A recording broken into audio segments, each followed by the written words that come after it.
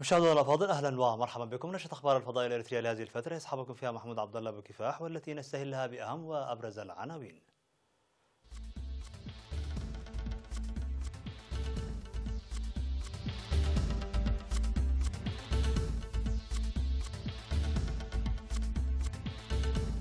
تنظيم حملة طب العيون في مستشفى الدقيق.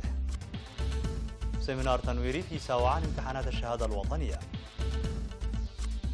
تنظيم برامج اصحاح البيئه في حقات. قتلى في هجوم مسلح على قاعده عسكريه بمالي.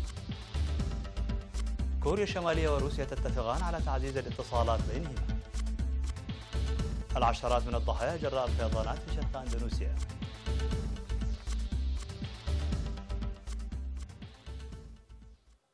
مرحبا بكم. من العناوين الى التفاصيل. جرت من الفترة من الرابع وحتى السابع من مارس في مستشفى الدقيق حملة علاج العيون والتوعية الخاصة بالعناية بها. استفاد منها 3500 مواطن من مديريات صنعفة وعالدقيق ودق محرة وسجنيتي وماي عيني وصارونا. وأفاد الممرض خليل زايد من مستشفى الدقيق بأن خدمات طب العيون قدمت في المستشفى بالتنقل في المديريات، فضلا عن إجراء 85 عملية جراحية لرموش العين وإعطاء المواعيد ل 300 مواطن لجراحة زرقة العين، مشيرا إلى نجاح الجهود الخاصة بمكافحة مرض التراكوما في هذه المديريات. وأوضح المواطنون بأن الرعاية الصحية المقدمة ساعدت إلى جانب التعرف على مشاكلهم الصحية في الحصول على معلومات هامة تتعلق بمكافحة أمراض العيون.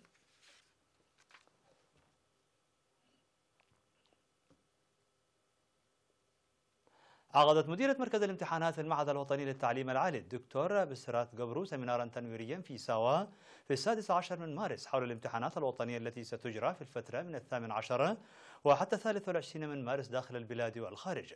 وقدمت في السيمينار المنظم للممتحنين من أعضاء الدفعة 32 للخدمة الوطنية توضيحا عن المعلومات الأساسية بشأن الامتحانات والعوامل التي يتوجب توفرها في الممتحنين.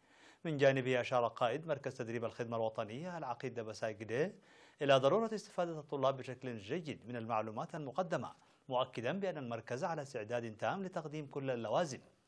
من ناحية ثانية، دعا مدير مركز التدريب المهني الأستاذ تسفاي تولي المتدربين لاكتساب المعارف المهنية وضمان مستقبلهم، وكذا تعزيز المساهمة المهنية للمعلمين. وقال أن التقييم بالتركيز على التوعية والمعايير يعتبر وسيلة للتعرف على مستويات التطور الجسدي والعقلي للمتدربين والوصول إلى أعلى مراتب النجاح. هذا ويدرس مركز التدريب المهني في ساوا 15 من التخصصات المهنية، ويدرب هذا العام 2116 طالب، 918 منهم في السنة الثانية و1198 في السنة الأولى.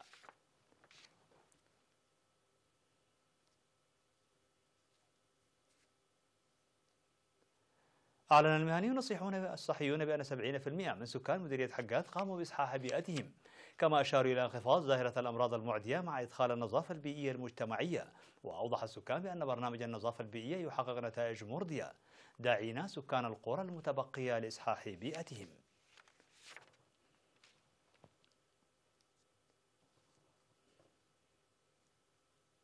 حقق منتخب إريتريا للدراجات الهوائية ميداليتين فضيتين وميدالية برونزية واحدة في سباق المرحلة الثالثة لبطولة إفريقيا للدراجات الهوائية، والتي جرت اليوم 17 من مارس الجاري في مدينة بهردار الأثيوبية. وقد حقق منتخبنا المركز الثاني في سباق ضد الساعة الفردي للشباب، والمركز الثالث للشابات، والمركز الثاني للإناث. وكانت إريتريا قد حصدت ميداليتين ذهبيتين في السباقات التي جرت يومي 15 والسادس عشر، حيث احتلت المرتبة الثانية بعد أثيوبيا. هذا وسيستمر فعاليات بطولة إفريقيا للدراجات الهوائية حتى يوم 20 من مارس الجاري.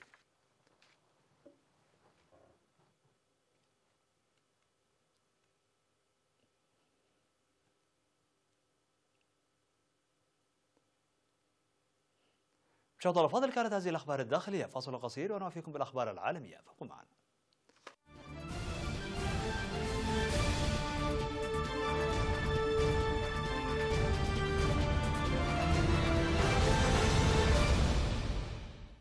على الصعيد العالمي، هاجم مسلحون قاعدة عسكرية وسط مالي وقتلوا 16 جنديا في منطقة مويتي بحسب مصادر محلية. وقد أكد مسؤولون أمنيون وعسكريون الهجوم وسقوط قتلى وجرحى، وقالوا أن الحصيلة لا تزال غير نهائية. وكان معسكر ديورا قد تعرض لهجوم من مسلحين جاءوا على متن دراجات نارية وسيارات أيضا.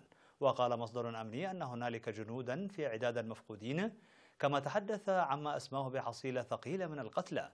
وقد شهدت أعمال العنف التي تقودها مجموعات جهادية وسط وشمال مالي تصاعدا مستمرا منذ اندلاعها عام 2012 تاريخ تحالف الإسلاميين ومسلحين من الطوارق ومحاولتهم الزحف على العاصمة باماكو. لكن حملة عسكرية فرنسية أجهضت تلك المساعي وأجبرت المسلحين على التراجع.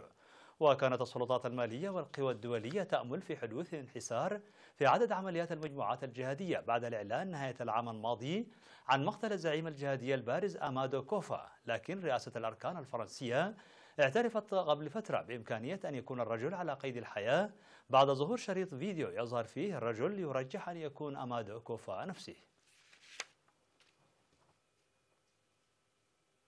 اتفقت كوريا الشمالية وروسيا على تعزيز الاتصالات رفيعة المستوى وتكثيف التعاون في الاقتصاد والمجالات الإنسانية وغيرها من المجالات المختلفة.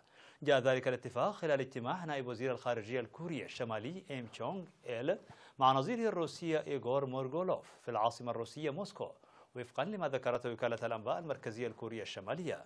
واتفق الجانبان على تعزيز الاتصالات رفيعة المستوى والتبادل في المجال السياسي والعمل بنشاط في المجالات الاقتصادية والإنسانية وتعزيز الدعم المتبادل والتعاون في معالجة قضية شبه الجزيرة الكورية على الساحة الدولية. ويتوقع الخبراء بأن الاتصالات رفيعة المستوى ربما تهدف لزيارة الزعيم الكوري الشمالي كيم جونغ أون لموسكو لعقد أول قمة مع الرئيس الروسي فلاديمير بوتين.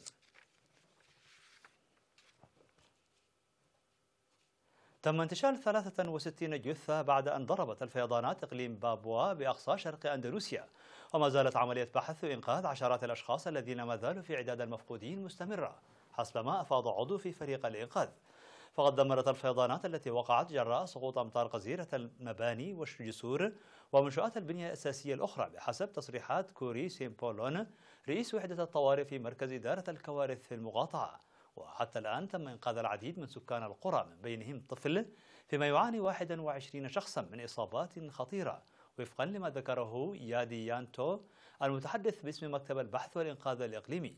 وذكرت وحدة الطوارئ التابعة لوكالة الكوارث الإقليمية أن هذه الكارثة أجبرت أكثر من 3000 شخص على الفرار من منازلهم إلى أماكن آمنة، حيث تتعرض أندونيسيا لفيضانات وانهيارات أرضية بشكل متكرر خلال سقوط الأمطار الغزيرة. مشاهدينا الأفاضل، بهذا نكون قد وصلنا بكم إلى نهاية النشرة. شكرا على حسن المتابعة، دمتم بألف خير.